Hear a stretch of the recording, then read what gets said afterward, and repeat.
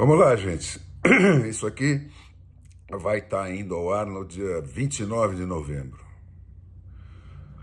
Democracia é um arranjo técnico, não tem segredo, né? E depois de inventada, não tem nenhuma sofisticação especial. Qualquer analfabeto é capaz de entender. A democracia é um sistema de representação de um grupo de pessoas onde cada eleitor vale um voto. E representação é um conceito hierárquico, onde o representado manda no representante. E para que esse mando seja efetivo, né, o representado tem que permanecer dono do mandato, que ele só empresta temporária e condicionalmente ao seu representante antes, durante e principalmente depois das eleições. Isso é necessário pela mesma razão que explica a dinâmica de qualquer relação de emprego. Tá, existem outras razões mais altas e mais nobres para explicar a vontade de trabalhar em casos excepcionais. Eu não vou discutir esse ponto. Mas descontadas todas as exceções, a regra é que a gente trabalha para quem tem o poder de nos demitir. E assim, de nos tirar do mercado, onde quem não trabalha não come. Se o eleitor se sentir traído ou apenas mal representado pelo seu representante, né, qualquer eleitor numa democracia de verdade tem o poder de iniciar o processo para cassar o mandato e demitir o seu representante a qualquer momento. E isso, mais que qualquer outra regra ou conjunto de regulamentos legais e tal, é o que faz com que cada representante trabalhe não para si mesmo, mas para os seus representados. O resto, gente, é conversa para otário. Para que esse processo de precarização dos mandatos e eventual substituição dos representantes eleitos de cada conjunto de eleitores possa transcorrer de uma forma legítima e sem tretas, é preciso que as eleições sejam feitas num regime de voto distrital puro. Por quê? Porque essa é a única tecnologia que permite identificar positivamente e sem margem nenhuma de erro exatamente quais eleitores são os donos dos mandatos de quais representantes e, portanto, têm o direito exclusivo de cassar esses representantes. Funciona assim. O número de representantes que você quer ter em cada instância de governo municipal, estadual, federal é aleatório, né? Cada país e cada pedaço de país define o seu. Os Estados Unidos, que funcionam nesse sistema, estabeleceram que queriam ter 435 deputados federais e 100 senadores, para 50 estados, 2 para cada um. Segundo o censo de 2020, os americanos do norte são hoje 331 milhões. E se eles querem ter 435 representantes eleitos por voto distrital puro, eles têm de desenhar distritos eleitorais com aproximadamente 760 mil habitantes cada um. No Brasil, com 220 milhões de habitantes, mantidos os atuais 513 deputados, os distritos eleitorais federais teriam de ter 428 mil eleitores cada. O mesmo critério vale para as representações estaduais e municipais. Cada uma define o tamanho da sua Câmara estadual ou municipal e divide a população total por esse número, para obter o tamanho de cada distrito eleitoral estadual ou municipal. E em todos os países de colonização inglesa, seja nas Américas, na África, na Ásia ou na Oceania, a menor célula do sistema distrital é o bairro, né? Que sempre dentro desse mesmo princípio, elege obrigatoriamente entre os moradores de cada bairro e, portanto, potenciais pais de alunos, né, os comitês que vão controlar cada escola pública, as escolas públicas de cada bairro. Então, é um comitê privado de cidadãos, né, controlando uma verba pública de cada escola.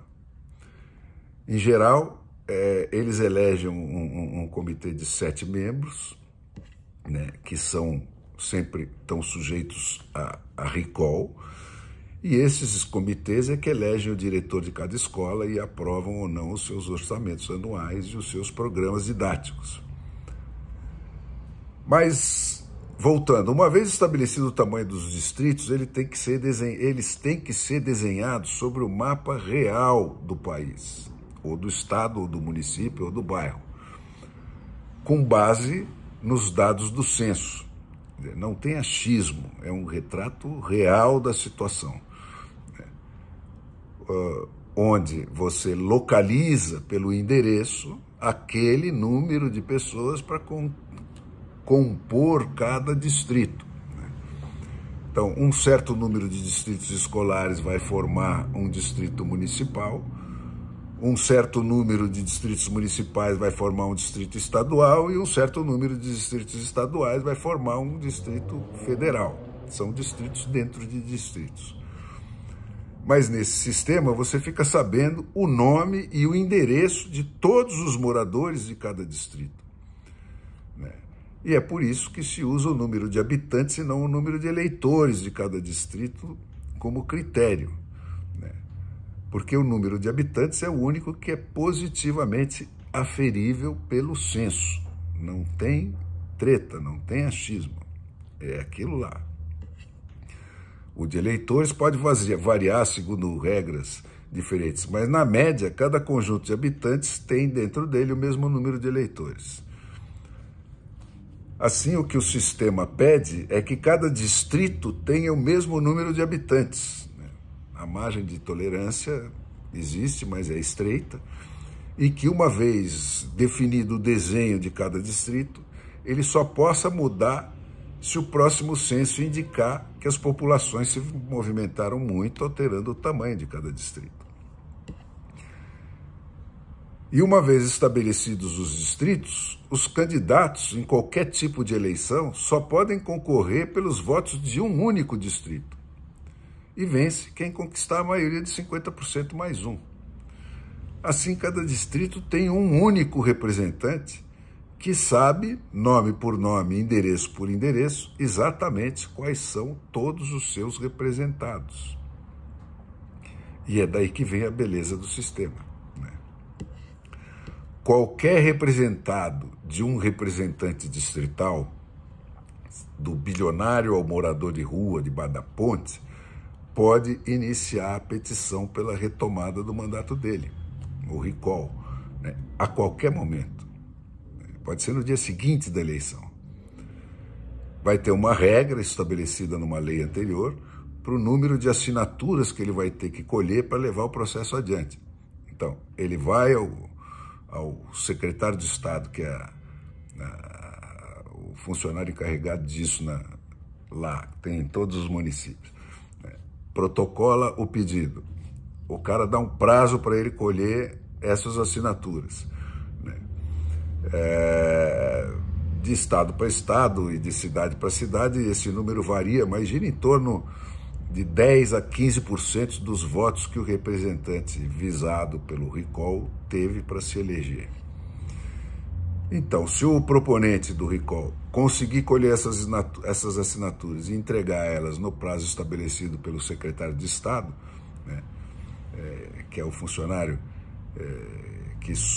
encarregado de fazer as funções dos nossos pomposos, inúteis e corruptos tribunais eleitorais, é um funcionário que tem lá em cada município, e esse funcionário confirmar a autenticidade das assinaturas, vai ser convocada uma nova votação do distrito inteiro para decidir a parada. E já na mesma cédula vai vir o nome dos candidatos a substituir o que for derrubado, caso 50% mais um confirme que querem a cabeça dele. Com essa ferramenta na mão, gente, já tem quase 150 anos que os americanos têm essa ferramenta na mão, os primeiros que conquistaram ela. Os eleitores dos estados e municípios deles lá foram obtendo conquistas que jamais teriam alcançado sem ele. o direito de propor leis por iniciativa popular, pelo mesmo sistema de coleta de assinaturas e validação de propostas, por exemplo, né? Decisão final por voto direto, o direito de impedir que os legislativos alterem as leis assim aprovadas, né? O direito de submeter a referendo qualquer lei vinda dos legislativos, né? O de escolher quais funcionários públicos eles querem eleger diretamente e quais permitem que outros funcionários eleitos nomeiem. Então, todos os funcionários encarregados de fiscalizar o governo ou de prestar segurança pública, xerifes, promotores, são eleitos diretamente para poderem sofrer recall, se for o caso, né? O direito de decidir que investimentos eles querem que seja feito e onde nos seus distritos eleitorais e assim por diante. Tudo e cada vez mais é decidido diretamente no voto, né, mediante a passagem de leis de iniciativa popular, que se os deputados não aceitarem, sofrem recall. Então, o poder está na mão do povo, né? Então, hoje, somente uma parte não muito grande das mega cidades americanas ainda tem prefeitos, né? A maioria delas elege comitês de gestão e um CEO com metas claramente estabelecidas e possibilidade de recall para quem não cumprir, para gerir as cidades, né? Os legislativos são meros escritórios de acabamento técnico da legislação, né, que tem de submeter cada uma das suas decisões ao voto direto de quem vai ter que obedecer essas decisões. Não se cria nem se altera imposto senão por voto direto de quem vai pagar. Não se fazem compras nem investimentos públicos senão os que forem diretamente aprovados por quem vai usar o bem público a ser criado por esse investimento e vai ter que pagar por eles, né? E é claro, gente, que o principal obstáculo para essa revolução toda sempre foi o poder judiciário, né? Que é o poder que foi criado para estabilizar os padrões criados pelo establishment, né? O sistema distrital puro com recall, iniciativa e referendo foi criado exatamente para evitar que esse processo de estabilização de certos padrões, que é saudável quando usado na medida certa, né, fosse pervertido em compromissos com o erro, criados e mantidos para criar e manter privilégios, como acontece no Brasil, né, onde tudo que é do lado deles vira cláusula pétrea, né, e o seu rabo está permanentemente exposto para eles usarem como quiserem, né. É por isso que a questão do controle do judiciário, né, sempre esteve no centro do debate democrático americano. Desde os primeiros dias da nova república, na qual os governadores nomearam a primeira fornada de juízes, porque não tinha outro jeito de fazer, eles entenderam que o poder encarregado de vigiar e julgar o executivo não podia ser nomeado por ele próprio, né? Então, já desde 1830, né, todos os estados passaram a eleger diretamente os seus juízes. Mas isso também criava problemas, né? Porque o juiz tinha que se financiar para fazer campanha e etc.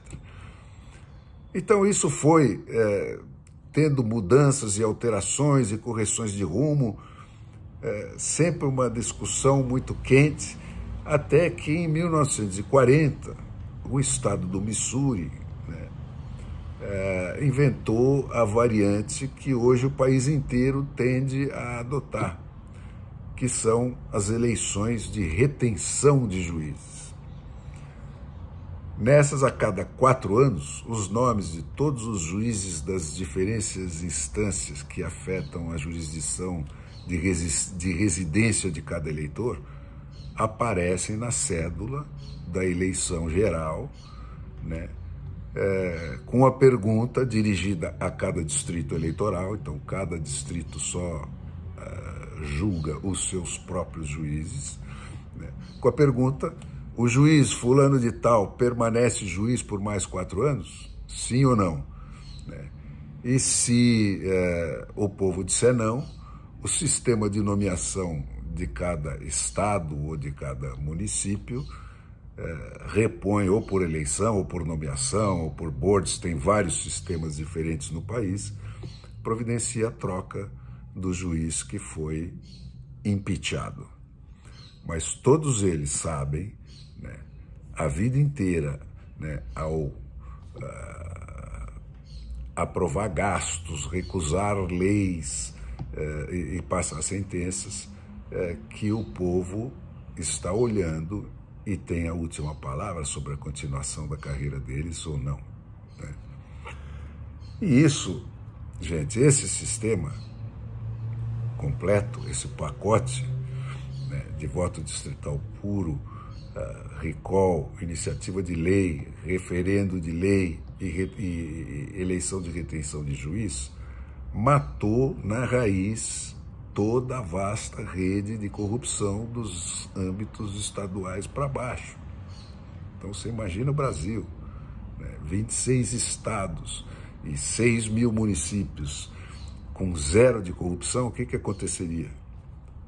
O mesmo que aconteceu com os Estados Unidos, né, que se tornaram, em 50 anos ou menos, né, o país mais rico e mais livre do mundo, longe do segundo lugar, ao longo de todo o século XX, né, num processo que arrastou atrás de si todo o resto da humanidade para patamares de progresso, da ciência, da liberdade e da afluência jamais alcançados por tanta gente desde o início dos tempos, né?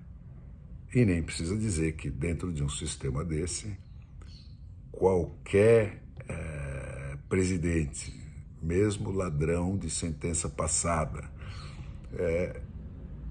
e que sonha ser o ditador do reino da cocada preta, vira só um presidente com poderes muito limitados e duração de não mais que 4 anos.